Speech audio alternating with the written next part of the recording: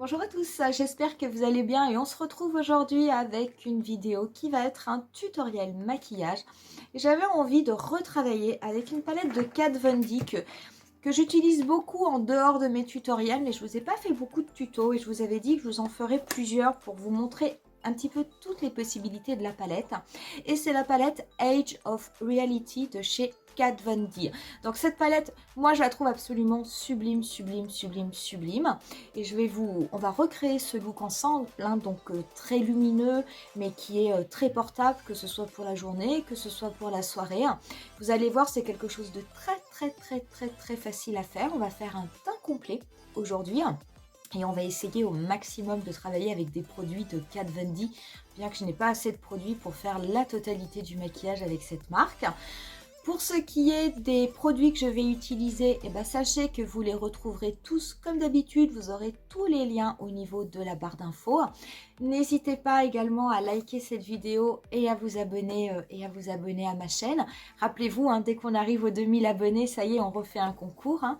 Et pour ce qui est du tutoriel, écoutez, on va commencer tout de suite.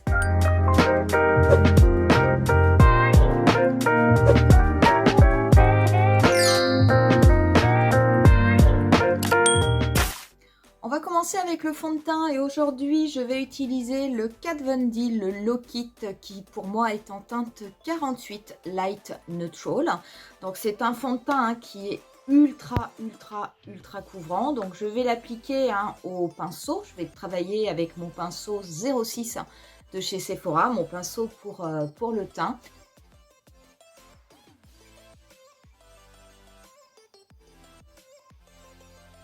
Pour l'anti-cerne, je vais également rester avec le Lock It. Le mien est en teinte L15 neutre. C'est cet anti-cerne qui a un embout qui est un petit peu en forme de triangle. Donc c'est très bien parce que ça permet d'être assez précis quand on veut déposer le produit au niveau du cerne, quand on veut pouvoir bien remonter, mais de façon assez précise. Je vais par contre venir l'étaler à l'éponge parce qu'il est quand même assez épais et j'ai un petit peu de mal à le travailler au pinceau. Et je vais me servir de mon Beauty Blender de chez Real Techniques pour venir l'étaler.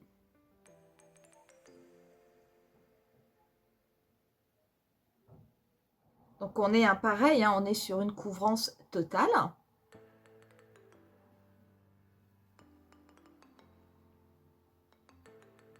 Je vais laisser l'anti-cerne se reposer un petit peu. Je reviendrai le tapoter dans 2-3 minutes, juste pour être sûr qu'il soit bien figé. Et je vais venir légèrement faire un contouring au niveau de mon visage. Et je vais le faire comme je vais le faire avec un stick. Je vais le faire avant ma poudre. Et donc celui-ci, c'est le Wonder Stick de chez NYX. Donc vous avez deux côtés. Vous avez un côté contour et un côté highlight. Donc vous avez forcément deux teintes qui sont différentes de façon à pouvoir jouer avec les ombres au niveau de votre visage. Et celui-ci, c'est la teinte WS04 universelle. Donc je vais juste venir en appliquer un petit peu ici, donc au niveau du début du creux de mes joues, légèrement sur l'arête de mon nez.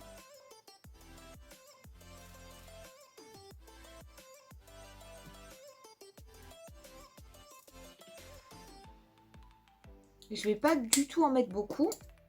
Et je vais mettre une partie plus claire, donc sur mon nez.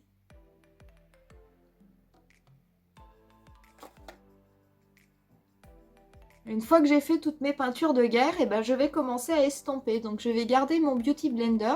Je vais commencer par estomper donc les parties foncées. Donc je vais venir le tapoter.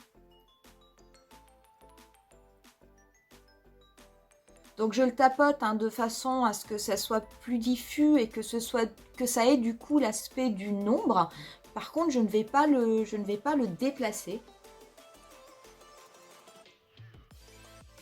Donc ça va être léger parce que j'ai pas pris une couleur très foncée. Parce que c'était pas ce que je recherchais. J'ai pas envie d'avoir un contouring extrême qui me change l'aspect de mon visage. C'est vraiment pour...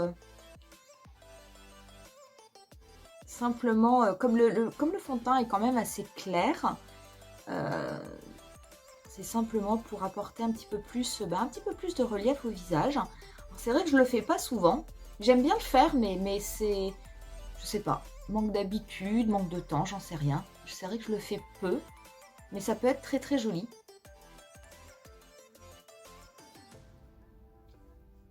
Donc une fois que j'ai tapoté au niveau des parties foncées, eh ben, je vais venir tapoter sur les endroits où j'ai appliqué donc le côté plus clair, le côté illuminant. Donc je commence par le menton. Je vais ensuite tapoter au niveau de mon nez et au niveau de mon front.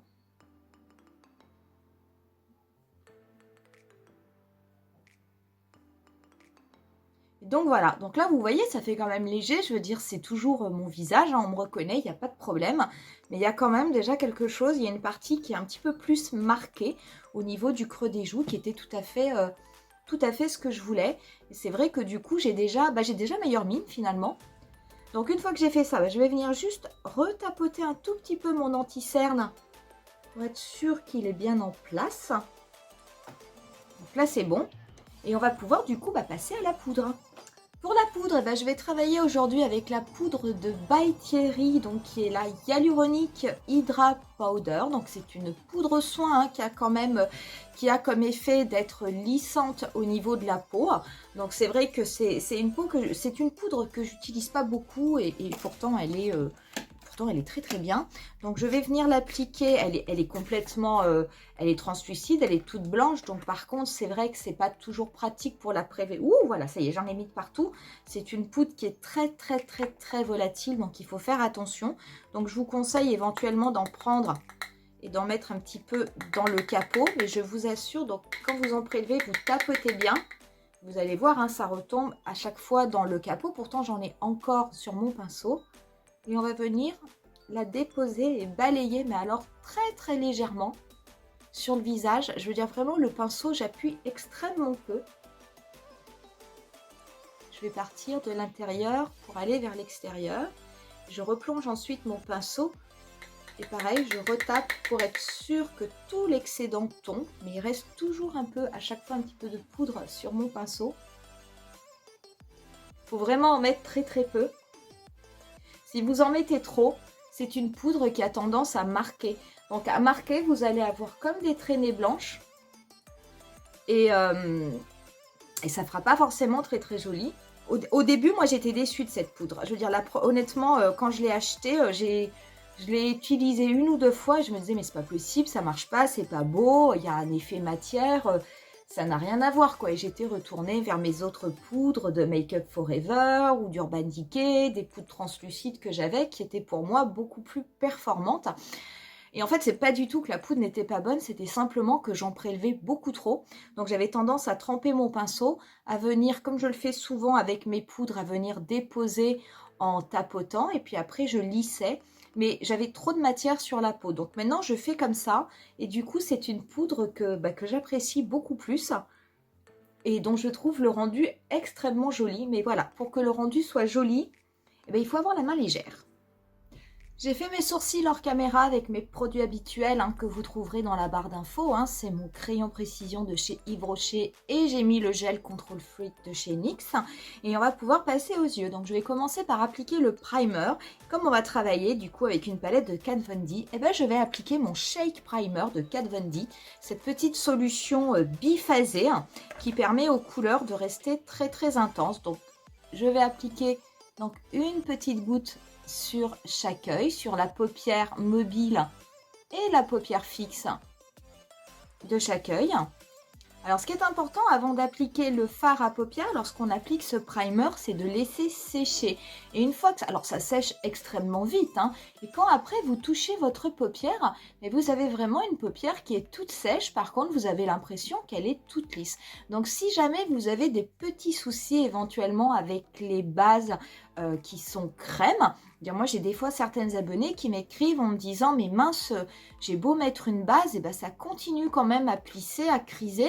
C'est vrai que ça peut-être éventuellement être une solution parce que lorsque vous touchez votre paupière, vous n'avez vraiment aucune sensation de matière. Donc c'est vraiment j'ai l'impression que là par contre les fards tiennent toute la journée. Essayez aussi, si jamais vous ne voulez pas forcément tout de suite investir dans ce produit, essayez d'appliquer vraiment très peu de base à paupières et surtout d'attendre entre le moment où vous appliquez la base à paupières crème et le moment où vous allez appliquer vos fards. Je veux dire, même si vous appliquez une base crème ou un anti-cerne, parce que des fois on peut appliquer un anti-cerne en guise de base, il faut toujours, une fois que vous avez tapoté, attendre un petit peu que la matière sèche de façon à ce qu'elle reste bien fixée à la paupière et venir simplement ensuite appliquer les fards. Si jamais vous appliquez votre base et que tout de suite après vous appliquez vos fards alors que la base n'est pas encore sèche et forcément n'est pas complètement bien en place, et bien là vous risquez d'avoir des fards qui peuvent quand même bouger. Donc essayez ça parce que c'est possible aussi que vos fards crise parce que vous n'avez pas attendu assez longtemps entre le moment où vous avez appliqué votre base et le moment où vous avez appliqué votre fard à paupières. On va ensuite venir travailler avec cette magnifique palette. Alors, je vous ai préparé aujourd'hui, on va faire un tutoriel. On va rester donc avec cette couleur-là et puis on va essayer ce petit top coat qui est ici. Donc, on va faire quelque chose d'extrêmement rapide, d'extrêmement simple, mais vous verrez de très très joli. Je vous ai préparé d'autres tutoriels avec les teintes bleues, les teintes rouges et violettes. Vous verrez ce que cela donne, c'est absolument magnifique. Moi, c'est une palette que j'aime beaucoup. Je trouve dommage. C'est une palette qui... dont on n'entend pas forcément beaucoup parler, et quand on en entend parler, je veux dire, c'est pas toujours en bien. Souvent on dit que la pigmentation est pas bonne. Comme je vous l'avais montré dans la première vidéo que je vous avais fait avec cette palette, au niveau des teintes métallisées et des top coats, il faut faire attention, il y a vraiment une façon de l'appliquer, il faut venir lustrer le fard. C'est ce qui va permettre vraiment à la couleur de donner toute son intensité au niveau de votre paupière. C'est vrai que si on applique comme ça, on peut être un petit peu déçu, se dire ah bah mince, c'est beaucoup plus joli dans la palette que sur mon œil. Mais je vous assure que si le fard vous le lustrez, comme je vous l'avais montré, vous aurez un effet qui sera complètement différent. D'ailleurs, on va le refaire également dans cette vidéo. Donc pour commencer, eh ben, je vais prendre... qu'est-ce que je vais prendre? Je vais prendre un pinceau Zoeva 231 et je vais commencer par la teinte Code, qui est cette teinte-ci, hein, qui est une teinte mate, hein, une teinte neutre mate. Et je vais venir l'appliquer au niveau de mon pli paupière. Donc je vais d'abord l'appliquer, la déposer en la tapotant. Alors j'ai appliqué le Shake Primer, mais par-dessus je n'ai pas poudré, hein. Donc moi je n'ai pas poudré, c'est volontaire, hein, parce que j'ai envie de garder le maximum d'intensité au niveau des fards. Il faut savoir que si on ne poudre pas, vous allez avoir du coup un estompage qui va être un petit peu moins facile parce que vous n'avez pas le pinceau qui va glisser aussi facilement sur la paupière que lorsque vous la poudrez. Ça n'est pas grave parce qu'on va être dans des teintes neutres, hein, donc il reste quand même facile à travailler, mais il faut le savoir. Si c'est quelque chose qui vraiment vous gêne d'avoir cette sensation d'accrocher quand vous allez essayer d'estomper, vous pouvez bien entendu poudrer votre paupière. Sachez que quelle que soit la base que vous mettrez au niveau de votre œil, si vous poudrez votre paupière mobile, vous aurez toujours un tout petit peu moins d'intensité au niveau des fards puisque vous avez déjà déposé une poudre avant. Donc ça vraiment après c'est une question de goût personnel. Une fois que j'ai appliqué mon fard au niveau de mon pli paupière, eh ben, je vais faire des petits mouvements circulaires du coin externe jusqu'au coin interne de façon à légèrement dégrader cette couleur. Et je vais garder mon œil ouvert puisque je vais la dégrader au niveau de mon pli paupière, mais je vais également la dégrader légèrement au-dessus de façon à ce que la couleur se voit.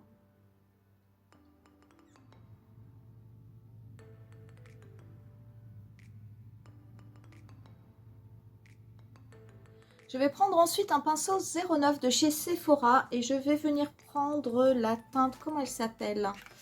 Elle s'appelle Immersion. Je vais venir prendre cette teinte, hein, qui est un petit peu plus claire, hein, qui est un beige un petit peu rosé.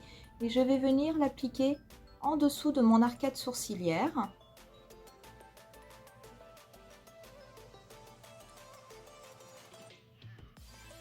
Je vais prendre ensuite un pinceau MAC 217 et je vais venir prélever la teinte Simulate, qui est celle-ci, que je vais appliquer sur la totalité de ma paupière mobile.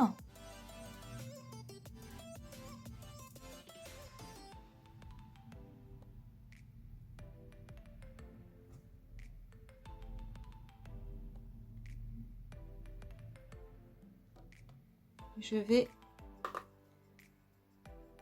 la déposer au niveau du coin externe, donc en oblique, sur mon dernier tiers. Donc en oblique en tapotant, et après, je vais venir la dégrader avec de légers mouvements circulaires et je vais légèrement étirer mon fard vers l'extérieur.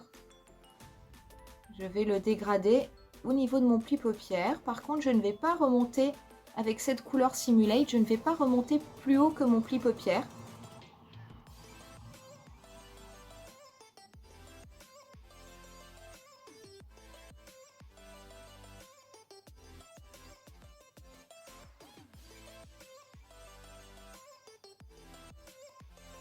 Je vais ensuite reprendre mon petit pinceau 231 du début et je vais reprendre la teinte Code que je vais venir par contre appliquer et dégrader sur la totalité de mon ras de cils inférieur. Donc au niveau du coin externe, je fais attention à bien le faire connecter avec la forme de mon maquillage, hein, qui est un peu plus haut.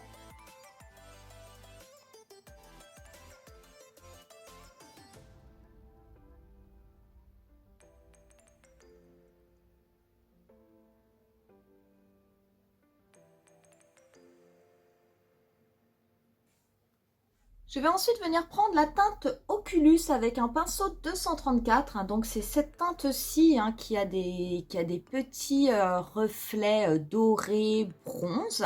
Et par contre, dans un premier temps, je vais d'abord l'appliquer mouillé au niveau de ma paupière mobile. Donc je vais prendre un pinceau ombreur, un 234. Et je vais prendre un spray. Celui-ci, c'est le All Nighter de chez Urban Decay. Et je vais mouiller mon pinceau. Je vais venir prélever donc cette teinte que je vais du coup appliquer au niveau du centre. Non mais c'est super beau cette couleur. Hein. Et je vais l'appliquer au niveau du centre de ma paupière mobile. On va faire en fait comme un halo. C'est vraiment, je vais me rapprocher un petit peu, mais c'est vraiment extrêmement beau. Et je vais l'appliquer voilà du coup au niveau de centre de ma paupière mobile. Je vais m'arrêter ici. Je vais le remonter un petit peu, quasiment jusqu'au niveau du pli paupière. De mon pli paupière naturel en tout cas. Non mais franchement, c'est super beau.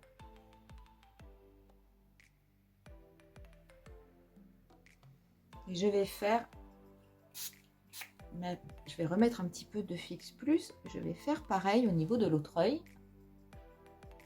Oh là là.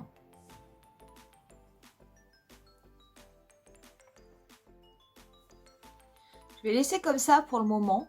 Je vais juste reprendre mon petit pinceau MAC 217. Je vais venir fondre un petit peu les couleurs entre elles. Je ne reprélève pas de matière. Hein. Donc mon MAC 217, c'est celui qui m'avait servi à appliquer la teinte d'intensité Simulate. Je vais juste venir un petit peu tapoter sur les bords pour dégrader les couleurs. Et je vais ensuite retourner mon pinceau et je vais me servir de la partie qui est sèche et je vais légèrement prélever de matière Oculus et je vais venir lustrer la couleur. Je vais venir légèrement la frotter de façon à ce qu'elle soit encore plus intense.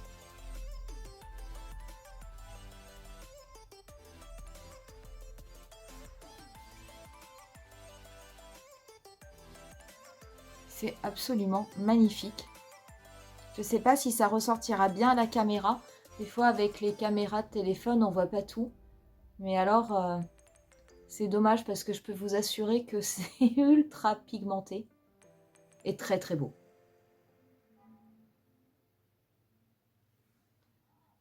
Et là, vous avez vraiment, mais toutes les... vous avez tout le côté scintillant qui... Magnifique, magnifique, magnifique, magnifique. Je vais juste enlever parce que, hop, j'ai quelques chutes. Je vais garder le même pinceau, je vais faire la même chose. Donc, je cherche juste mon côté mouillé de mon côté clair. Hop, donc c'est là. Je vais le remouiller, je vais en reprendre un tout petit peu et je vais l'appliquer au niveau du centre de mon ras de cils inférieur. Donc vraiment en miroir hein, par rapport à ce que j'ai fait en haut.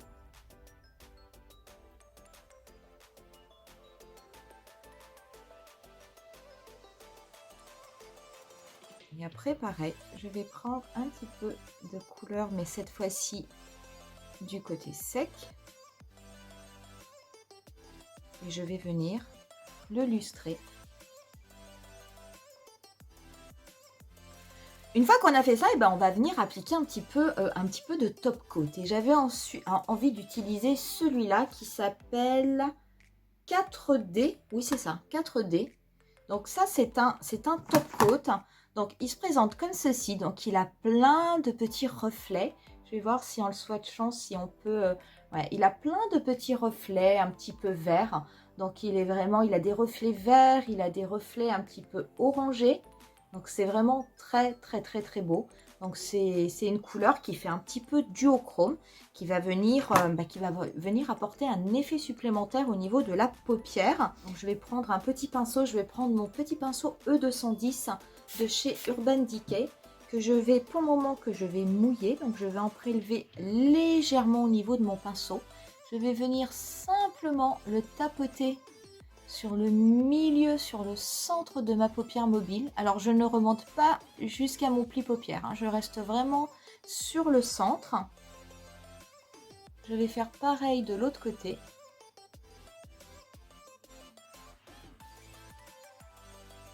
Je vais en appliquer, c'est vraiment super beau. Je vais en appliquer un tout petit peu, pareil au niveau de mon ras de cils.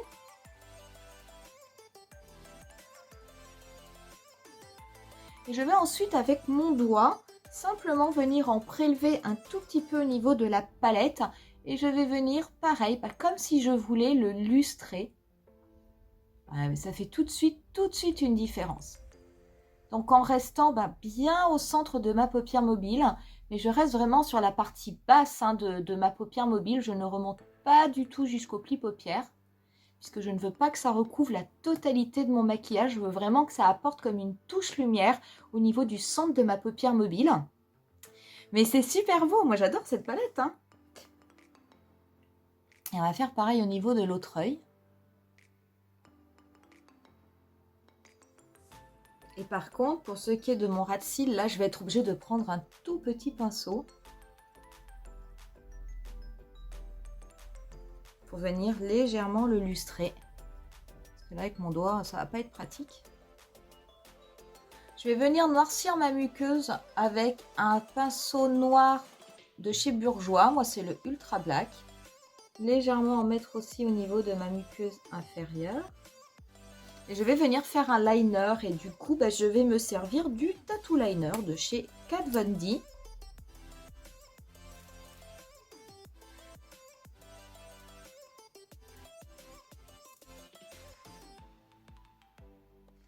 Pour ce qui est du mascara, on va rester chez Kat Von D et je vais appliquer mon Go Big or Go Home, qui est ce mascara volumateur qui est pas mal, qui a une brosse très très grosse. Par contre, c'est une brosse en fibre.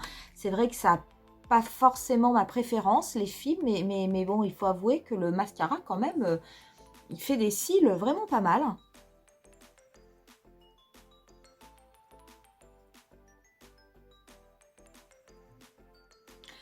J'ai mis mon mascara, hein, donc voilà ce que cela fait. Et puis, on va venir passer au bronzer. Donc, le bronzer, je vais en appliquer relativement peu, hein, puisque j'ai fait un contouring et que j'ai déjà un visage qui est assez structuré.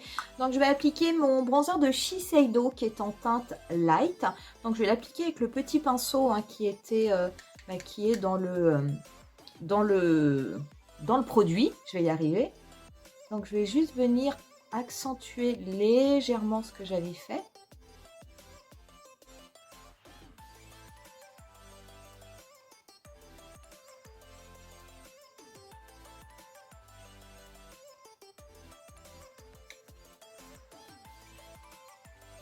Pour ce qui est du blush, je vais me servir de ma palette de chez NARS, de mon duo de blush Claudette.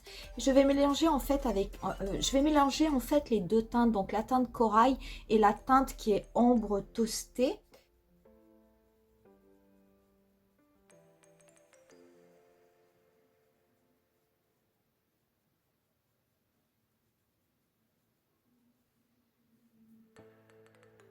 Je vais en mettre un peu au bout du nez comme d'habitude.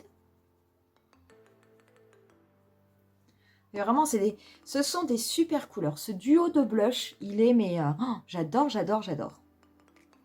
On va passer à l'highlighter. Et l'highlighter, du coup, eh ben, je vais me servir de mon highlighter Luminizer. C'est celui dont je m'étais servi sur la vidéo comment réparer un phare qui est cassé. Et donc voilà, hein, il tient en place, hein, ça marche.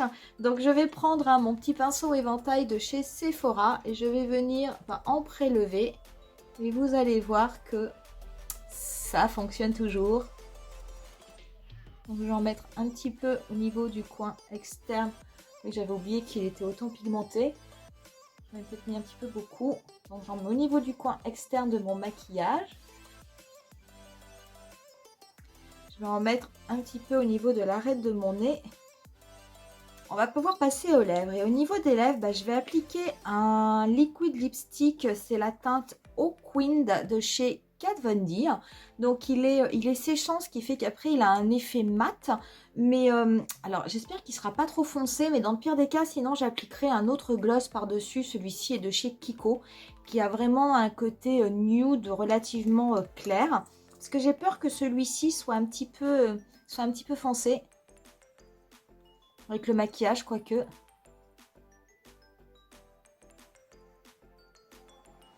J'aime beaucoup ces lipsticks de chez Kat Von D. Ils s'appliquent très très bien. Donc voilà ce que cela donne avec le Eau Queen. Donc on pourrait tout à fait rester comme ça. Hein. Je veux dire, ça fait quand même également très... ça fait très joli. Moi, je vais juste appliquer un petit peu au niveau du creux des lèvres une teinte un petit peu plus claire, hein, simplement pour contraster. Mais sachez qu'on pourrait s'arrêter là. Je veux dire, il n'y aurait aucun problème. Voire même, on pourrait tout à fait se servir de la palette et éventuellement prélever un de ces fards-là hein, et venir le tapoter au niveau du creux des lèvres hein, pour apporter un petit peu d'effet. Ça ferait également très très joli. Moi là, je ne vais pas le faire. Mais sachez que c'est également une possibilité. Hein. Donc, je vais appliquer ce lip gloss de chez Kiko. C'est le Extra Volume. Je ne suis pas sûre qu'ils existent encore, mais à la rigueur, ça n'est pas grave. Parce que c'était des lip gloss qui étaient censés être brillants à lèvres à volume immédiat. Ça ne fait absolument aucun volume. Aucun. Mais par contre, moi, je les ai gardés parce que je trouve que les teintes sont sympas. Mais non, côté volume, rien du tout. Donc, dites-vous que vous n'avez, si vous ne les avez pas, que vous n'avez absolument rien perdu. Donc, je vais juste en appliquer un petit peu pour éclaircir.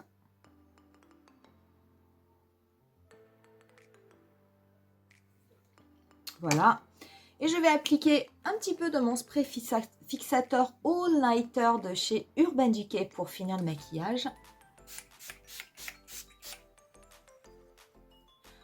Et on en aura fini avec ce look. Donc quoi vous dire de ce maquillage? Moi cette palette vraiment je la trouve extrêmement belle. C'est une vraie réussite de Kat Von D.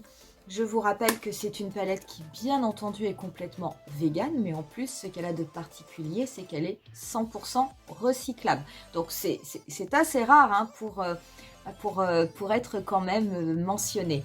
Très honnêtement, je ne sais pas si vous l'avez, hein, mais très honnêtement, je peux vous assurer que si vous travaillez toutes les teintes irisées, métallisées, comme je vous l'ai montré, d'abord de façon mouillée, après de façon sèche et en venant lustrer, je peux vous assurer que vous tirerez le maximum de tous ces fards qui ont vraiment une luminosité, un éclat qui est extrêmement bon. La pigmentation, elle est excellente. Les couleurs, ce que j'aime beaucoup dans cette palette, et d'ailleurs, je me demande si c'est pas quand même quelque part un petit peu inspiré, enfin si les Dazzle Stick ne sont pas un petit peu inspirés de cette palette, parce que c'est vrai que quand on regarde ces teintes-ci et cette teinte-là qui est le top coat, très honnêtement, ça me fait beaucoup penser à certaines teintes du Dazzle Stick et on est vraiment dans cet effet un petit peu duochrome, multichrome, un petit peu pailleté et vraiment très joli. Mais je vous assure, je pense que cette palette est surtout mal aimée parce que les fards ne sont peut-être pas travaillés de façon à en tirer le meilleur. Mais moi, franchement, je l'utilise relativement souvent. Et c'est une palette que je trouve absolument magnifique parce que lorsque je me maquille avec, bah finalement j'ai l'impression de porter des couleurs que l'on ne voit pas tous les jours sur tout le monde. Donc c'est ça aussi que je trouve assez sympa. Donc je ne sais pas si vous l'avez, si vous avez craqué, si vous comptez craquer, et si vous l'avez, bah, est-ce que vous avez le même avis que moi au niveau des fards? Donc n'hésitez pas à me le dire en commentaire. Quoi vous dire d'autre? Bah, j'ai pas testé de nouveautés de produits aujourd'hui, hein, mais je trouve que cette petite palette de blush de NARS, mais à chaque fois que je l'utilise, je vous en parle, mais vraiment, moi, je la trouve absolument somptueuse. Donc, pour les beaux jours, je trouve qu'elle est absolument idéale. Et finalement, bah, je veux dire, là, comme on est resté sur des tons, on va dire quand même un petit peu chauds, et bah, c'est vrai que ça permet de l'utiliser et que ce soit extrêmement joli. Dernière chose, le Shake Primer de chez Kat Von D. Bah écoutez, moi je l'aime toujours autant. Donc est-ce que c'est ça aussi? Est-ce que c'est ce primer qui permet d'avoir autant d'effets au niveau de la paupière?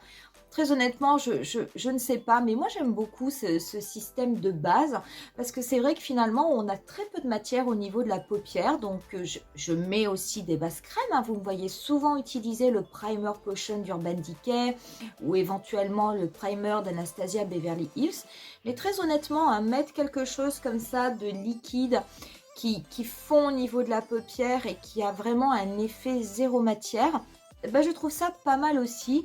Et je l'ai quand même testé depuis un petit moment et c'est vrai que j'ai quand même l'impression que quelle que soit la palette, d'ailleurs, hein, ça n'est pas que propre aux palettes de Kat Von D, les couleurs au niveau de la paupière sont quand même un petit peu plus intenses que si jamais on n'en met pas. Donc a priori ça marche. Et par contre les fards restent en place comme si c'était une base crème. Je veux dire, il n'y a absolument rien qui bouge de toute la journée.